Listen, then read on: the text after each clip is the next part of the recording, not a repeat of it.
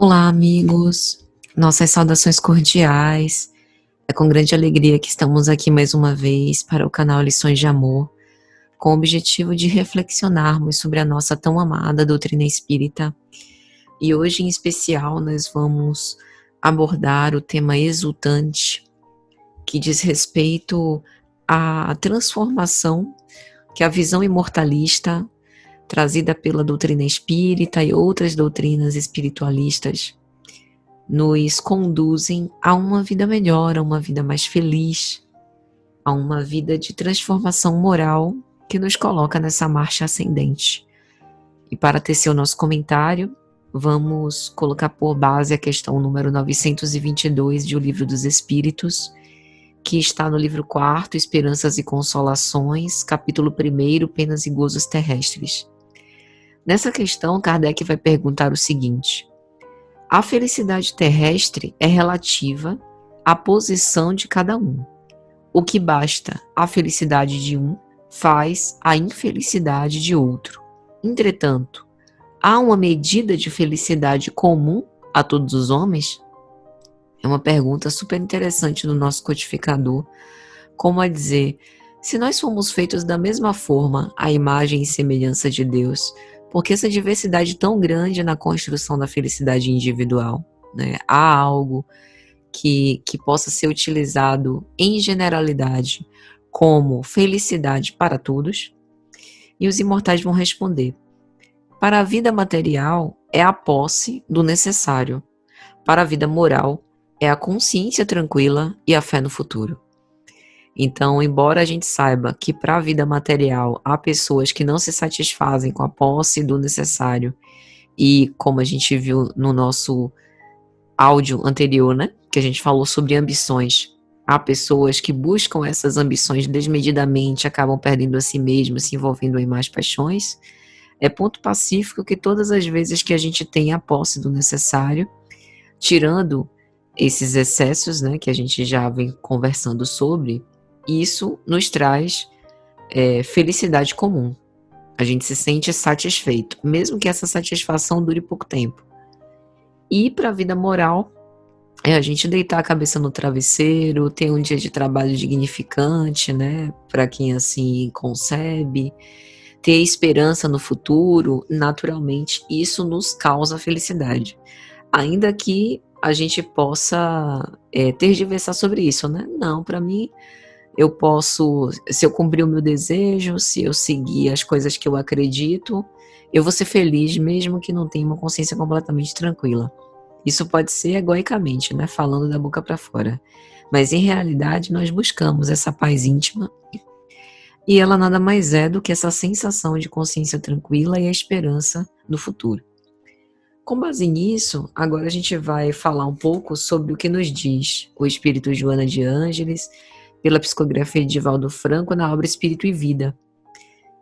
No capítulo intitulado Exultante, ela vai dizer que nós espíritas, que temos a nossa visão aclarada, o nosso discernimento ampliado, por conta de ter essa visão imortalista no enfrentamento do sofrimento, a gente precisa mostrar para que veio. Como quem diz o seguinte: para algumas pessoas, crer na imortalidade e viver, mesmo viver conforme a imortalidade, não tem a ver com abnegação nem dignidade moral. São aqueles que tentam customizar a mensagem espírita ao seu talante. Ou seja, fazemos uso da revelação em certos momentos, geralmente aqueles momentos de profundo sofrimento, e no minuto seguinte a gente não lembra mais de nenhum desses compromissos e da nossa responsabilidade individual com isso. Como se a gente não quisesse ser implicado nesse processo. Como se a ascese espiritual fosse algo alheio a nós, alheio à nossa manifestação, né? A evolução ela vai se dar automaticamente sem que eu precise me envolver com esse assunto.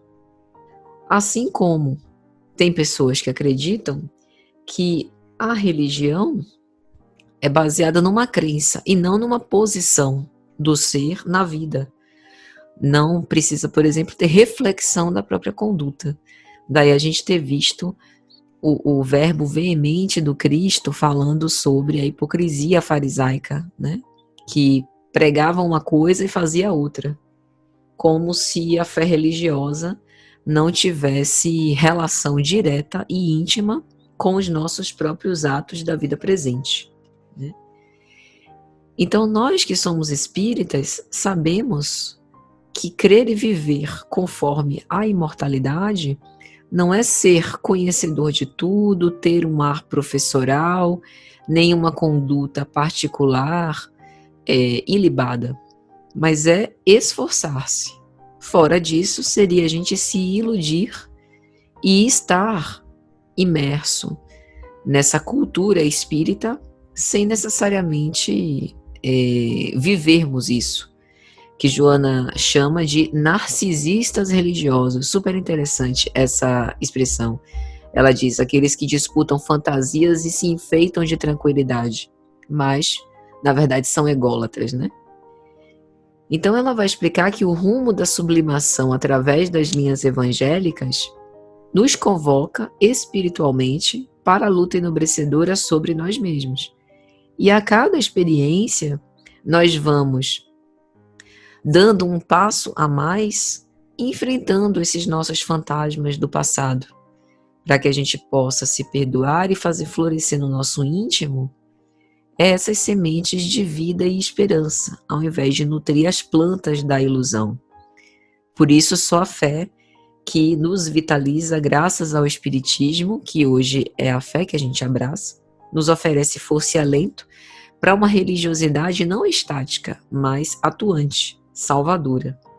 Amparado por ela, a gente consegue manter a serenidade em plena balbúrdia, manter o silêncio em plena loucura, manter a serenidade em meio da confusão, né?